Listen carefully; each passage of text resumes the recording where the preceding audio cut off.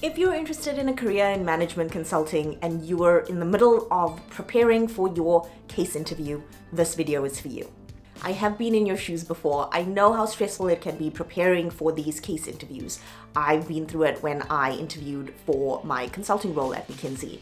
But I've had the advantage of being on both sides of the table. Not only have I been in your shoes preparing for consulting interviews, but I've also interviewed over 500 top candidates from top MBA programs in the US. And in this video, I'm going to share the top 10 things that I've seen people do wrong in interviews so that you can avoid them. So let's get into it. We are going to run through these top tips very quickly in this video, but in my next video, we'll go through them again in more detail with an example case. Mistake 1 is answering the wrong question.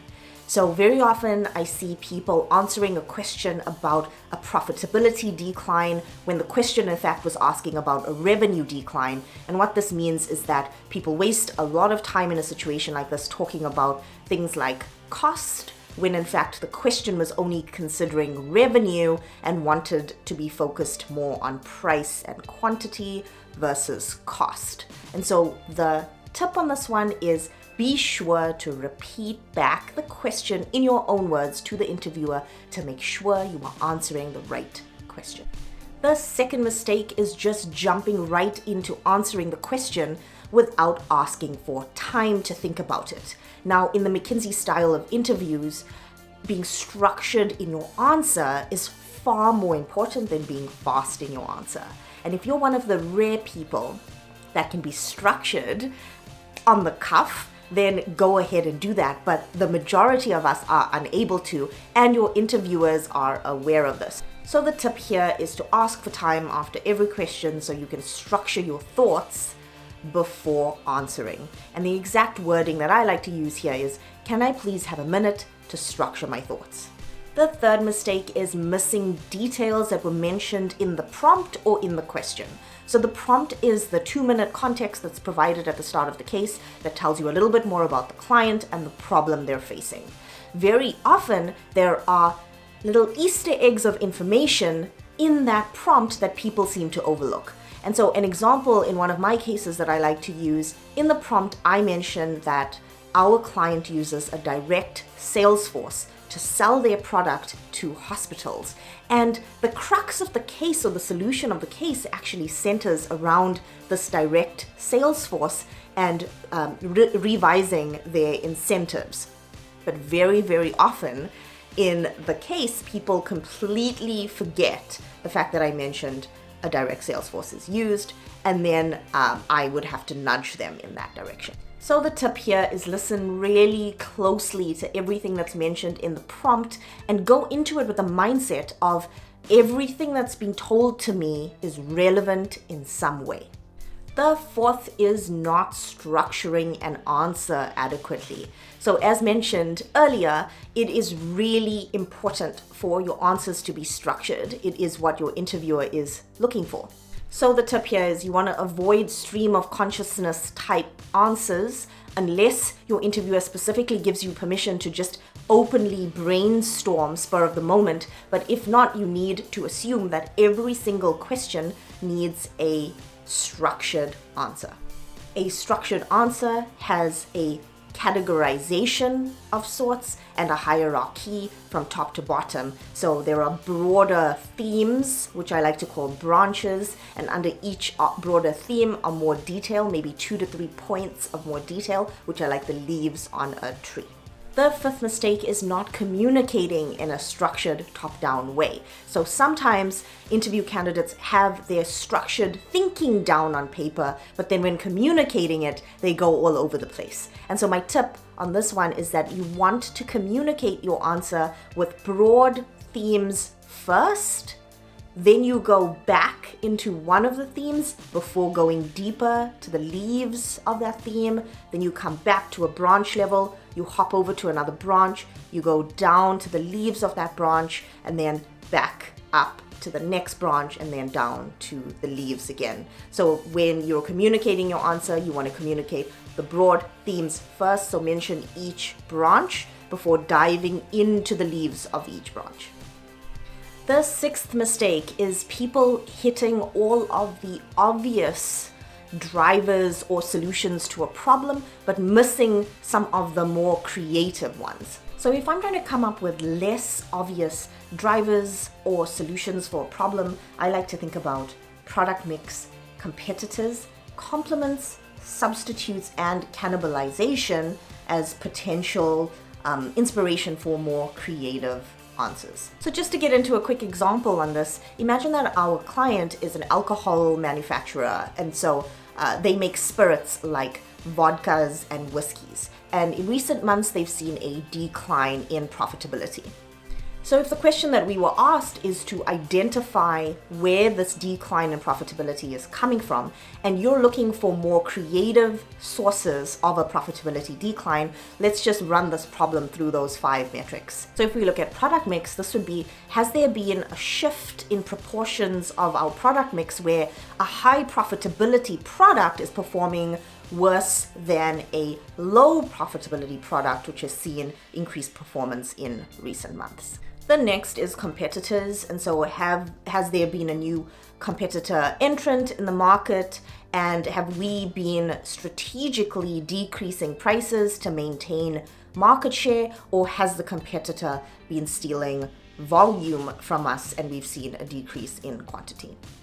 The next is complements. Has something been going on with something like a mixer that goes with spirits that we don't necessarily manufacture? And so has a manufacturer of a complementary product like a juice or a sparkling beverage that people like to mix with our spirits, have prices there gone up, or has that product exited the market, and then has that had a knock-on effect on our profitability?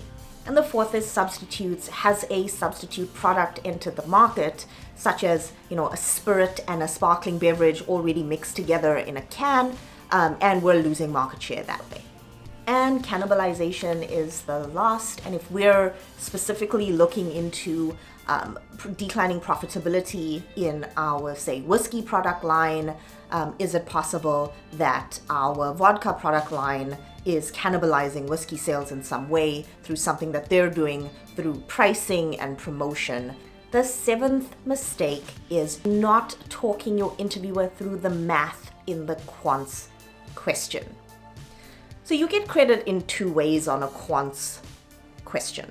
The first is, how quickly are you able to sort through all of the information and lay out a rational, structured formula? And 2 is, how quickly can you solve basic arithmetic to land at the right answer? Now, when you talk your interviewer through your formula before jumping into the arithmetic, you separate out these 2 evaluation criteria. So if for any reason you stumble on the arithmetic, you at least get credit for the fact that you were really quickly able to lay out the formula. And one might argue that it is actually harder to lay out the formula than it is to do the mental math. So get credit for the hardest part of the quants problem by talking your interviewer through your formula before you start plugging in the numbers and doing the mental math. Communicating your formula early with your interviewer also allows your interviewer to follow along with you in your logic, so that if for any reason something is going wrong in your arithmetic, or you're missing out an aspect of the equation that's important, your interviewer can point that out to you. Your interviewer wants you to do well in the case. And so I always say to people, help me help you. So help your interviewer help you by laying out your formula and then going into the arithmetic. The 8th mistake I see is people not being familiar with some of the tips and tricks of basic mental math. And so these are the top 3 things that are going to really help you out with the mental math in a case. The first thing you want to do is get really comfortable with multiplying numbers with lots of zeros. So I'm talking millions, billions, hundreds of thousands. These are easy calculations to do if you've had practice manipulating zeros before the interview, but in the interview it can be really daunting.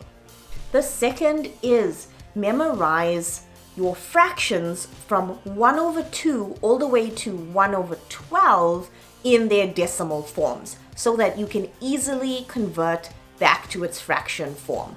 Fractions are your best friend when it comes to doing quick mental math.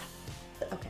The third tip is related. When you see numbers like 1.666 recurring, this can be really difficult to deal with. Of course, you could round the number, but converting it back to its fraction form and then working in fractions will make your life a lot easier. The ninth mistake I see is after people have gone through calculating their answer to the quant's problem, they just blurt out a number and then leave it at that. So they'll say 25% increase in price and stop right there. My tip on this one is your interviewer wants to gauge your reaction to the number, your thoughts on the number. Does the number surprise you in some way? Is the number too high? Is the number too low? So my tip on this one is to say the final answer and then react to it in some way. And the 10th mistake I see is people not being creative enough in their final recommendations to the client. So if you're looking for ways to be more creative in your recommendation, think about businesses that are similar to your clients but not exactly in the same industry to come up with more creative things. So as an example, if your client is a chain of gas stations, think about things that maybe a chain of coffee stores do to increase their revenue when making suggestions for your gas station to increase their revenue, because there is some kind of similarity between gas stations and coffee shops. One could say that fuel is to cars what coffee is to people. And so there's a lot of overlaps in their strategies and lessons that can be learned from both sides. So don't get intimidated if you get a case that's in an industry you know nothing about. There are industries you know something about, either from your background or because you're just a consumer of a very similar product. So don't be scared to steal ideas and lessons learned from industries that are similar to, but not exactly the same as the client we're talking about. If you have an interview coming up, good luck. I really hope these tips help. If you found something useful in this video, please like and subscribe. In my next video, we will be covering all 10 of these tips through an actual case that we can work through together. So please watch that video next.